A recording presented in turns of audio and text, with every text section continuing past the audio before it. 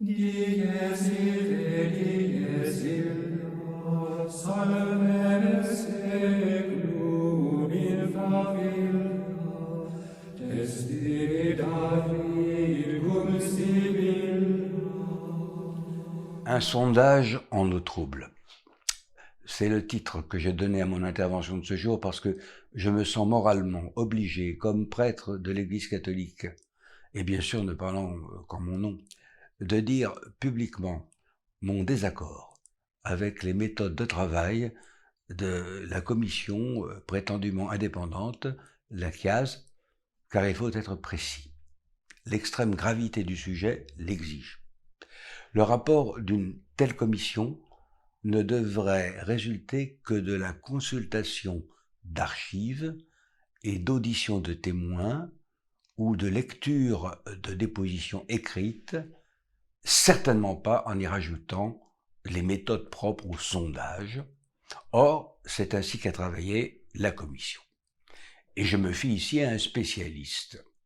Globalement, observe-t-il, le rapport parle de 3000 prêtres prédateurs sexuels en 70 ans et extrapole, par les techniques de sondage, à 216 000 le nombre de leurs victimes, car le chiffre de 330 000 inclut les laïcs employés par l'Église catholique dans les écoles ou autres activités auprès des jeunes. Je ne néglige pas ces victimes supplémentaires, mais je distingue leurs agresseurs.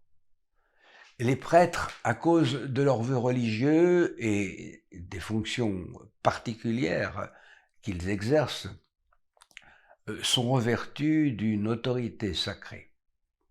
Leur ministère configure au Christ. S'ils sont coupables d'abus, leur faute est beaucoup plus grave que celle des laïcs. De plus, ceux qui, comme moi, sont nés en 1944, ont bien connu et vécu la période couverte par l'enquête de la Commission, 1950-2021. Ils savent très bien qu'on ne peut appliquer les mêmes chiffres multiplicateurs dans les statistiques à la période qui va de 1950 à 1970 qu'à celle qui va de 1980 à nos jours. Le regard des institutions qui s'occupaient de jeunes, Église, Éducation nationale, Jeunesse et sport, etc., a changé entre ces deux époques. Cela vaudrait la peine de bien creuser ce problème. De toute façon, cela m'amène à un premier constat. Le sondage Sauvé produit 2 chiffres, en donnant certes la distinction que je viens d'exposer, mais ceux qui en prennent connaissance ne comprennent pas toujours. On parle le plus souvent des 330 000 enfants victimes de l'Église et des prêtres. Par ailleurs, on se sert de la supériorité du nombre de victimes abusées par les clercs pour demander la désacralisation du prêtre. Certains vont même jusqu'à exiger qu'on ne parle plus du fait qu'il représente le Christ. Bien, c'est tout simplement la suppression du in persona Christi capitis, ce qui veut dire comme personne représentant le Christ tête. Cela est en filigrane des recommandations du rapport Sauvé, tout comme la limitation du secret de la confession. Alors, qu'est-ce qui permet à une commission mandatée par l'épiscopat de s'égarer ainsi dans des domaines qui ne sont pas de sa compétence? Eh bien, les chiffres énormes auxquels on est arrivé. Et c'est pourquoi j'y reviens. Car qu'on ne s'y trompe pas, si l'on avait dénombré 10 fois moins de victimes, je serais tout autant indigné par ceux qui ont commis ou laissé faire de tels crimes.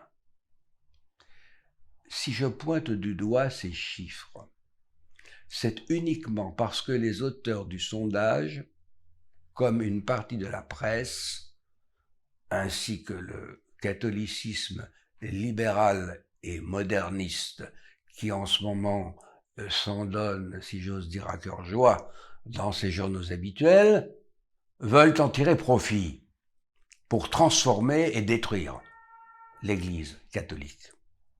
Je reprendrai plus loin cette question.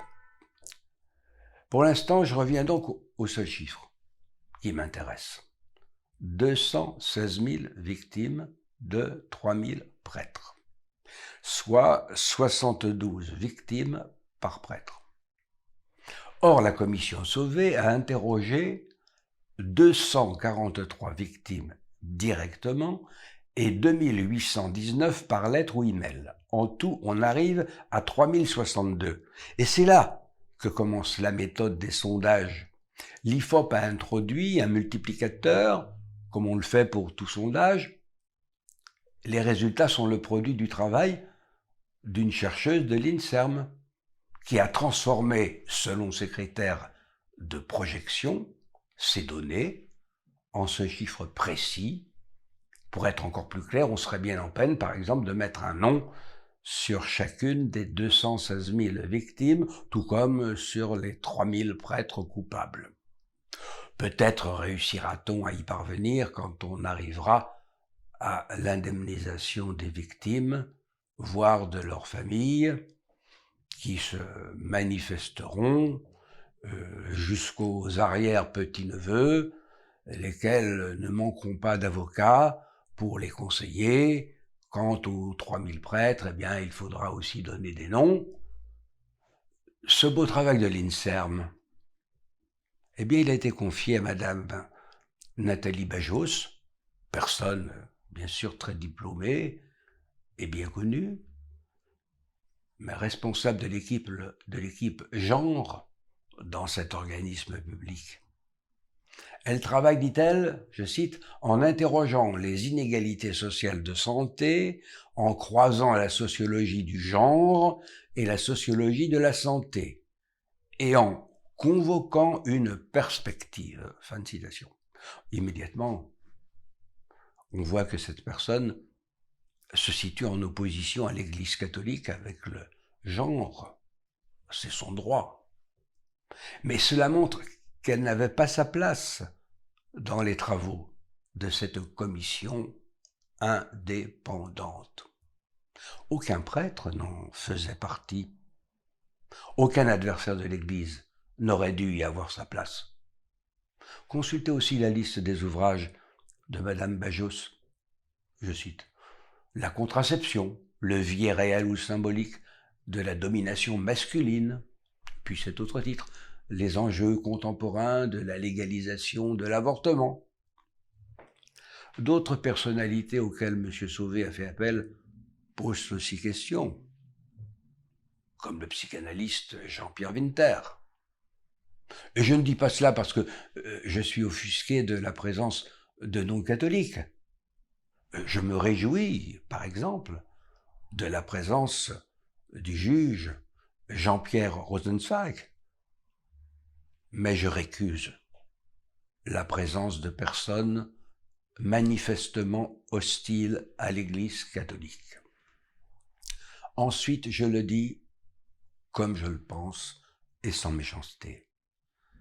M. Sauvé aurait dû lui-même se récuser, comme ancien séminariste, n'ayant pas achevé son cursus, comme ayant eu dans sa jeunesse un prêtre pédophile, comme professeur d'orgue, ayant agressé sexuellement plusieurs de ses camarades. Il lui manquait, et cela est compréhensible, la sérénité nécessaire pour juger de telles affaires d'église. De plus, bien que de réputation de catholique pratiquant, M. Sauvé a eu, au Conseil d'État, des comportements qui en ont surpris plus d'un, et je pense à la triste histoire de Vincent Lambert. Il fait partie de ceux qui ont légalement donné leur accord pour le laisser mourir de soif et de faim. Et dans l'affaire de Ploërmel, la place d'une statue de Jean-Paul II avec une croix, eh bien, il a finalement accédé au désir de la libre pensée. comment ne pas s'interroger alors sur la signification de sa présence au dîner de la Grande Loge de France le 21 septembre 2013. Non seulement il était assis à la table d'honneur du grand maître de l'époque, Marc-Henri, et avait à sa gauche Alain Juppé, qui lui n'est pas maçon à ma connaissance, mais encore il était l'un des deux conférenciers principaux sur le thème des chemins de Compostelle, sujet cher au milieu syncrétiste et relativiste, comme la Grande Loge de France.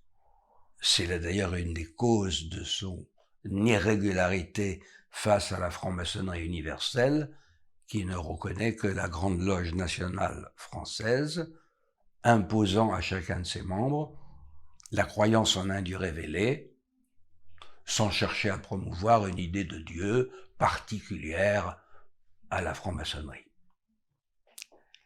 Parce qu'il s'est trouvé au milieu d'une société à laquelle l'Église catholique interdit toujours d'appartenir, et que cette même Église, en 2018, l'a investi d'un pouvoir considérable, je pense que M. Sauvé devrait rendre public le texte qu'il a prononcé à la Grande Loge de France en 2013, notamment sur la façon dont il a parlé de l'esprit actuel des chemins de Compostelle, la laïcité et la nécessité de construire en France de nouvelles mosquées.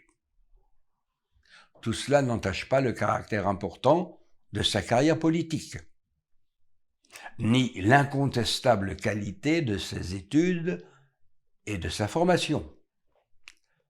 Je puis parler ainsi parce que, avant mon retour à l'Église catholique et mon ordination presbytérale en 2003, j'ai eu à me préoccuper de politique. Monsieur Jean-Marc Sauvé n'est donc pas pour moi un inconnu. Nous n'étions évidemment pas dans le même camp, mais je crois savoir reconnaître les compétences. Et je ne suis fort heureusement pas le seul. Je ne lui ferai donc pas grief de s'être mis au service de la gauche et de la droite. Ces incontestables lumières le faisaient solliciter. Cela peut se comprendre aisément. En revanche, il appartient à une tendance bien marquée du catholicisme, en réalité assez minoritaire, le catholicisme de gauche, dit avancé, qui aimerait bien, tout comme Madame Pedotti, de ses grandes représentantes, un Vatican III. D'ailleurs, les personnes de cette mouvance osent demander en ce moment un concile national, fidèle à un gallicanisme passé de mode. Aussi, je crois utile de rappeler ce qu'écrivit en 1715 le cardinal Paulucci, secrétaire d'État de Clément XI, au nonce en France, Bentivoglio, et ce à l'intention du roi Louis XIV, concernant un projet de même nature destiné à destituer le cardinal de Noailles, suspect de jansénisme. Voilà ce qu'il lui dictait. « Non, sire, car saint Grégoire de Nazianze l'a bien dit, je n'ai jamais vu une réunion d'évêques qui, au lieu de résoudre une difficulté, ne l'ait ou augmentée ou créée. » J'ai toutes les références. Oh, je sais bien qu'on me répondra que ce sera l'occasion d'y inviter des laïcs. Chacun peut voir où certains veulent en venir. Cela dit, c'est dans les propositions de la commission Sauvé que ce genre de dérive théologique se voit le plus et qui m'a fait dire dans mon précédent blog qu'elle outrepassait ses droits. C'est de là qu'est parti, par exemple, le faux problème du secret de la confession. De 1905, date de la loi de séparation des Églises et de l'État, jusqu'en 2021, aucune difficulté n'avait surgi entre l'Église et l'État à ce sujet. Les quelques problèmes qui ont pu se présenter ont été réglés dans le respect des usages de l'Église en considérant le secret de la confession comme un secret professionnel parmi d'autres. Mais évidemment, le législateur peut envisager de changer la loi. D'ailleurs, par ses recommandations, le président de la CIAZ l'y invite. Pire, ce 20 octobre, entendu par une commission de l'Assemblée nationale, il dit au début de son discours, « Lorsque je m'adresse à la représentation nationale, je ne peux pas m'empêcher de penser aux 5,5 millions de nos compatriotes qui ont été victimes d'agressions sexuelles lorsqu'ils étaient mineurs. » Bien sûr, un peu plus loin, il élargira ce nombre à toute la société française. Mais soyons sérieux, la commission parlementaire ne l'avait pas convoqué pour parler de la société française, mais de l'Église catholique. Et c'est contre cette dernière qu'elle risque de légiférer. Comment ne pourrait-elle pas y penser d'ailleurs, surtout quand on sait que beaucoup d'adversaires de notre Église siègent en son sein? Au début de son discours, asséner le chiffre de 5,5 millions de victimes qui n'ont rien à voir avec le sujet pour lequel il est entendu pose question. Et comme orateur moi-même, j'ai mon idée. Aussi, quand M. Sauvé précise « Aucune des recommandations du rapport n'appelle une modification de la législation », je me demande s'il est lucide ou cynique. Car dans le journal 20 minutes du 21 octobre, il rappelle qu'il ne demande pas de modification de la législation tout en voulant imposer l'obligation de dénoncer les agressions, y compris dans le cadre de la confession. Et la présidente de la commission parlementaire, Madame Yaël Braun-Pivet, lui emboîte le pas en annonçant aux journalistes parlementaires que le législateur pourrait bien s'emparer du sujet. Nous nageons là en pleine confusion et en absurdité. Ceux qui commettent des abus sexuels ne se sont jamais confessés à leur évêque ou à un prêtre connu. À supposer qu'ils veulent se confesser, ils vont dans des lieux où il y a plusieurs confesseurs qui reçoivent beaucoup de pénitents qui leur sont parfaitement inconnus, ces derniers ne dévoilant pas leur identité, et le prêtre n'a pas le droit de la leur demander. En toute vérité, et en se fondant sur des affaires réelles, c'est en dehors de la confession que les abus sexuels ont été connus, par la rumeur publique, par la parole ou le comportement des enfants, par dénonciation de parents ou d'autres prêtres ou laïcs travaillant dans l'Église. Le secret de la confession n'a que très peu à voir avec les abus sexuels dont ont souffert des mineurs. Pas plus d'ailleurs qu'avec la structure actuelle de l'Église catholique. Mais en tous les cas, il s'agit de personnes en responsabilité qui n'ont pas su utiliser les structures de l'Église par incompétence ou par lâcheté, par manque d'information aussi. Et j'englobe dans cette dernière catégorie les éléments contradictoires d'une affaire ou qui s'apparentent au règlement de compte. De plus, pour qui réfléchit un peu, porter atteinte au secret de la confession constituerait de la part des autorités civiles une intrusion inutile dans les affaires de l'Église, en même temps qu'une faute sociétale très grave. On nous parle aujourd'hui avec justesse du pouvoir libérateur de la parole. et l'on voudrait supprimer un lieu où celle-ci peut s'exercer totalement libérée à cause du secret. Et ce, pour le riche comme pour le pauvre. Tout le monde n'a pas les moyens financiers d'avoir recours à la psychanalyse. Autre démarche, certes, que celle de la confession, mais lieu de parole libre, parce que lui aussi, secret. D'ailleurs, si une loi venait limiter le secret de la confession, il y a fort à parier que d'autres secrets professionnels seraient très rapidement visés. Enfin, si l'Église cédait à un pareil chantage, elle achèverait de se déconsidérer parce qu'elle aurait trahi ses fidèles dans leur lutte contre le mal. Et là encore, je ne vois pas qui y gagnerait.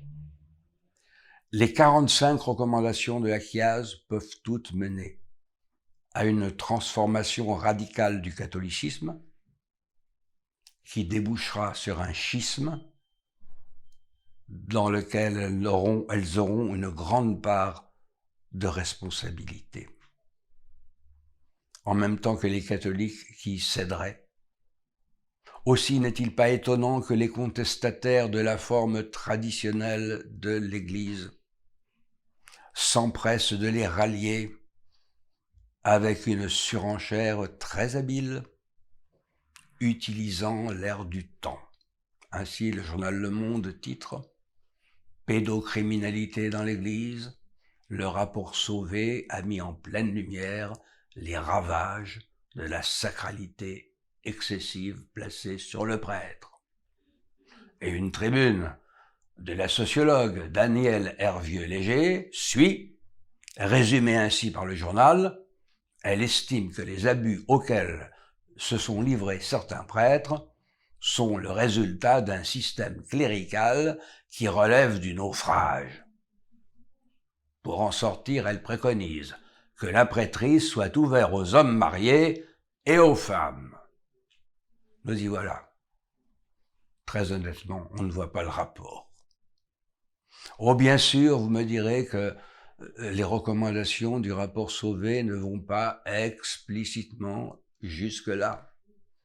Elles sont beaucoup plus prudentes, à l'image de leur rédacteur en chef, qui veut toucher toute l'Église et qui va rencontrer le Saint-Père. Ce qui ne va pas pour autant d'ailleurs en faire un docteur de l'Église. Le pape reçoit qui il veut, et c'est lui, et lui seul, qui indique ou n'indique pas le sens de la rencontre. Cela dit, M. Sauvé a ouvert des pistes de réflexion qui aboutiront immanquablement à des outrances semblables à celles de la sociologue que j'ai citée à l'instant. Un ancien séminariste de talent, comme M. Jean-Marc Sauvé, Jean-Vladimir Degnaud, n'a pas hésité à écrire dans la Croix que les engagements d'obéissance, de célibat et de pauvreté, les 3 vœux traditionnels, font partie du système qui a permis les abus sexuels et spirituels dans l'Église. Et d'ajouter, car le système qui a permis aux pédophiles de perdurer dans l'institution, c'est aussi celui qui permet aux prêtres d'abuser sexuellement d'adultes majeurs sous leur coupe, qui fait considérer comme quantité négligeable la main-d'œuvre dans l'Église et qui fait que, lorsque vous quittez le chemin du sacerdoce ou de la vie consacrée, vous finissez souvent oubliés, lésés de vos droits sociaux. Fin de citation. Raisonnement typiquement diabolique. Un peu de vrai et plein de faux. Les 3 vœux traditionnels de la vie monastique n'ont à voir avec les abus sexuels que dans certaines nouvelles communautés où l'on en a mal usé et où l'autorité ecclésiastique a manqué de vigilance ou tout simplement aussi n'a pas pu l'exercer. Ce ne sont pas les 3 vœux qui sont mauvais, mais ceux qui les ont prononcés sans le discernement requis. La vie contemplative a toute sa place dans l'Église. Elle est vitale. Même fondée sur ces vœux très précisément. Quant à la privation des droits sociaux à laquelle notre ex-séminariste fait allusion, elle est exacte. Mais à cause du législateur laïque, qui en France refuse de considérer l'activité religieuse comme un travail. Aucun prêtre ou moine, mais aussi aucun pasteur ou rabbin n'est protégé par le droit du travail commun aux autres travailleurs. Ainsi le veut la République. Aussi, il faut en finir avec les incantations qui préparent le coup de grâce. Et le voici, c'est l'indemnisation des victimes. Je pense pouvoir dire qu'à l'heure actuelle, une très grande majorité de catholiques n'acceptera pas de verser ce vers quoi M. Sauvé et la sœur Véronique Margron veulent les entraîner. Ils ne voudront pas ajouter à la tentative de ruine morale de l'Église sa faillite financière. Ils ne paieront pas personnellement. Et s'ils constatent que l'Église donne de l'argent, ils ne donneront plus rien aux deniers du culte. Je ne porte aucun jugement là-dessus. Mais mon devoir est d'avertir. Dans une pareille matière, un dédommagement d'argent ne saurait réparer quoi que ce soit. Et même, j'ose le dire, recèle quelque chose de honteux, tant pour ceux qui le proposent que pour ceux qui l'acceptent. Si l'on devait en arriver à un tel point d'abaissement pour les 2 parties en présence, cela ne pourrait être qu'à la suite d'une procédure engagée devant les tribunaux de la République, qui jugent au nom du peuple français, et non à la suite d'imprécations d'irresponsables. Ma réflexion n'est pas un déni des crimes réels qui ont été commis, mais manifeste un refus du jugement systémique de cette société foncièrement antichrétienne, qui en use contre l'Église d'une façon malhonnête, ignorant les tribunaux, seuls compétents pour se prononcer sur la culpabilité et manipulant avec astuce la naïveté de certains catholiques avec l'aubaine de la médiocrité ambiante et du manque de rigueur et de logique intellectuelle.